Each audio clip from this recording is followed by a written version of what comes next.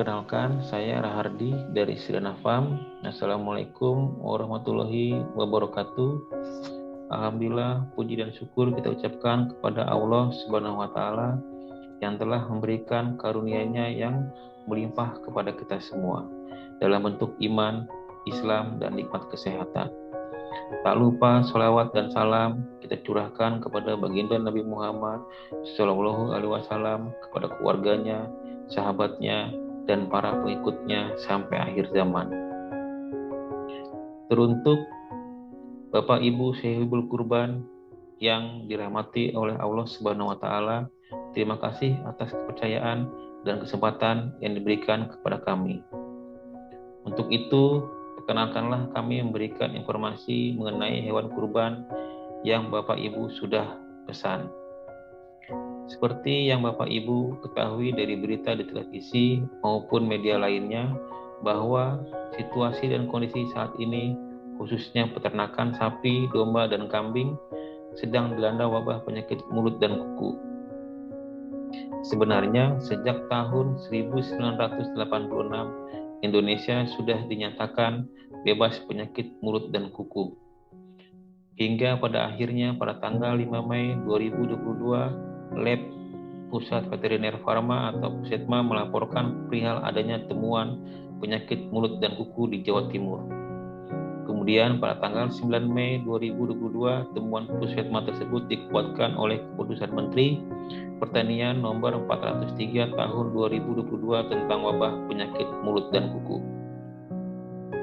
Penyakit mulut dan kuku merupakan penyakit yang tidak berbahaya, namun memiliki tingkat penyebaran yang cepat ke sesama ternak berkuku belah, seperti hewan ternak yang dikonsumsi oleh umat muslim, yaitu sapi, domba, dan kambing.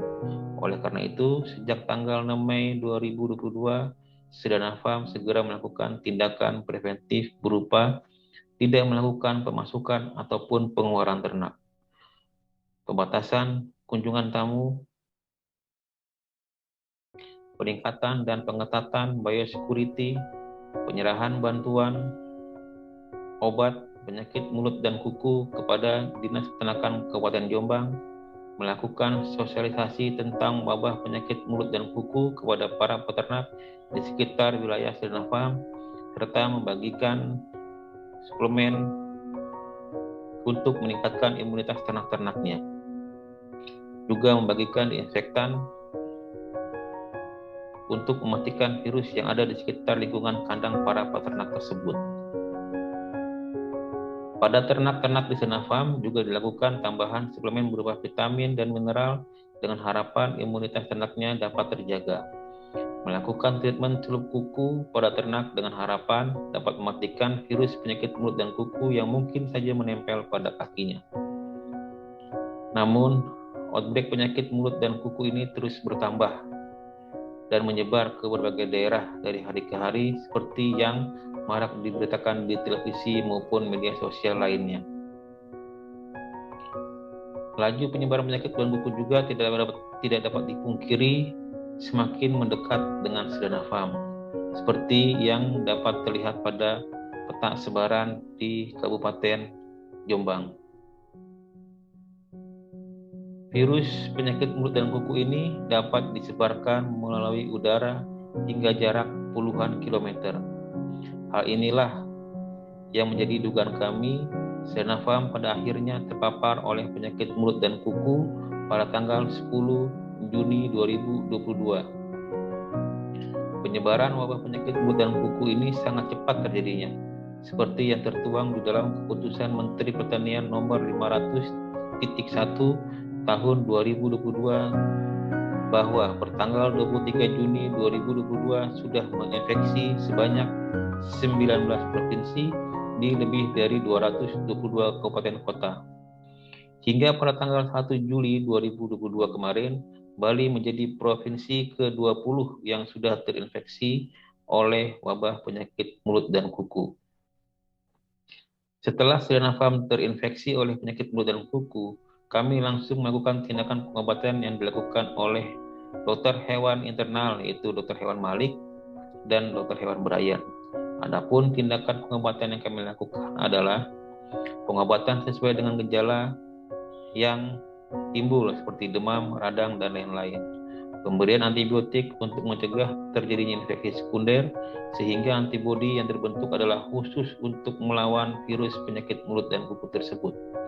Pemberian vitamin A, D, E setiap 3 hari sekali. Seperti yang dapat kita lihat pada grafik, tanggal 10 Juni 2022, Sridana Farm terinfeksi oleh penyakit mulut dan kuku.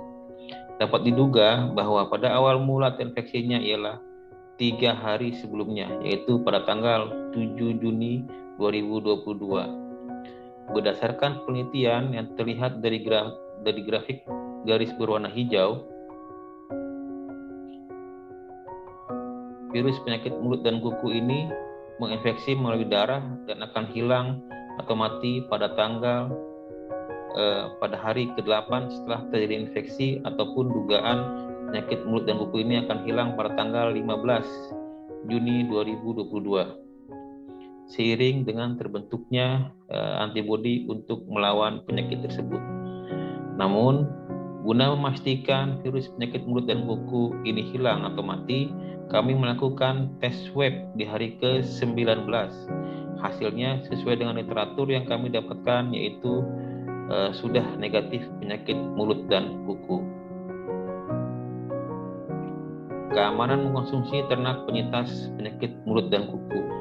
Setelah 36 tahun Indonesia bebas penyakit mulut dan kuku, kini Indonesia bukan lagi termasuk negara ke dalam yang bebas tersebut.